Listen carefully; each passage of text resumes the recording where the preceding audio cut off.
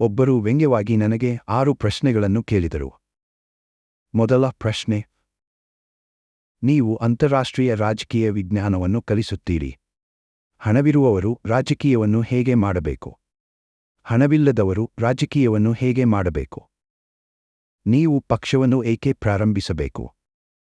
ನನ್ನ ಉತ್ತರ: ನನ್ನ ತಾಯ್ನಾಡು ಭಾರತ. ನಾನು ಭಾರತದ ತಮಿಳುನಾಡಿನಲ್ಲಿ ಜನಿಸಿದೆ. ನನ್ನ ಹೆಸರು ಆರ್.ಕೆ. ಸೂರ್ಯ. ನೀವು ಒಬ್ಬ ಶಿಕ್ಷಕ ಎಂದು ಪರಿಗಣಿಸಿ ರಾಜಕೀಯ ಪಕ್ಷವನ್ನು ಪ್ರಾರಂಭಿಸಿದರೆ ಹೇಗಿರುತ್ತದೆ? ಅದರ ಬಗ್ಗೆ ಯೋಚಿಸಿ. ನಾನು ಪ್ರಪಂಚದಾದ್ಯಂತ ಪಕ್ಷವನ್ನು ಪ್ರಾರಂಭಿಸಲಿದ್ದೇನೆ. ಎರಡನೇ ಪ್ರಶ್ನೆ: ನೀವು ಹಣದಿಂದ ಪಕ್ಷವನ್ನು ಪ್ರಾರಂಭಿಸುತ್ತೀರಾ? ಅಥವಾ ನೀವು ಹಣವಿಲ್ಲದೆ ಪಕ್ಷವನ್ನು ಪ್ರಾರಂಭಿಸುತ್ತೀರಾ? ನನ್ನ ಉತ್ತರ: ನಾನು ಹಣವಿಲ್ಲದೆ ಪ್ರಪಂಚದಾದ್ಯಂತ ಪಕ್ಷವನ್ನು ಪ್ರಾರಂಭಿಸಿದೆ.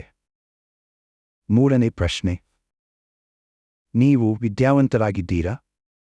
ಅಥವಾ ನೀವು ಅನಕ್ಷರಸ್ಥರಾಗಿದ್ದೀರಾ? ನನ್ನ ಉತ್ತರ: ನಾನು ಅನಕ್ಷರಸ್ಥ. ನಾಲ್ಕನೇ ಪ್ರಶ್ನೆ: ಯಾವ ರಾಜಕೀಯ ನಾಯಕನ ಇತಿಹಾಸ ನಿಮಗೆ ತಿಳಿದಿದೆ? ನನ್ನ ಉತ್ತರ: ಯಾವ ರಾಜಕೀಯ ನಾಯಕನ ಇತಿಹಾಸವನ್ನು ತಿಳಿದುಕೊಳ್ಳುವುದು ಅನಿವಾರ್ಯವಲ್ಲ.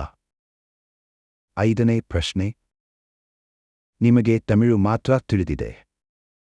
ನಿಮ್ಮ ಬಳಿ ಹೆಚ್ಚು ಹಣವಿಲ್ಲ ಅಥವಾ ಸಾಕಷ್ಟು ಶಿಕ್ಷಣವಿಲ್ಲ. ಪಕ್ಷವನ್ನು ಪ್ರಪಂಚದಾದ್ಯಂತ ಹರಡಲು ಹೇಗೆ ಸಾಧ್ಯ?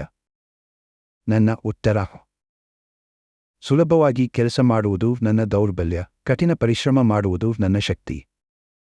ನಂಬಿಕೆಯ ಬಲವು ಜಗತ್ತಿನಲ್ಲಿರುವ ಎಲ್ಲಕ್ಕಿಂತ ದೊಡ್ಡದು. ಆರನೇ ಪ್ರಶ್ನೆ: ನಿಮ್ಮ ಪಕ್ಷದ ಹೆಸರೇನು? ಅದು ಸ್ವಾರ್ಥವನ್ನು ಆಧರಿಸಿದೆಯೇ ಅಥವಾ ಸಾರ್ವಜನಿಕ ಕಲ್ಯಾಣವನ್ನು ಆಧರಿಸಿದೆಯೇ? ನನ್ನ ಉತ್ತರ: ನನ್ನ ಪಕ್ಷದ ಹೆಸರು ರಾಜ ಸೂರ್ಯ ಚೋಳನ್.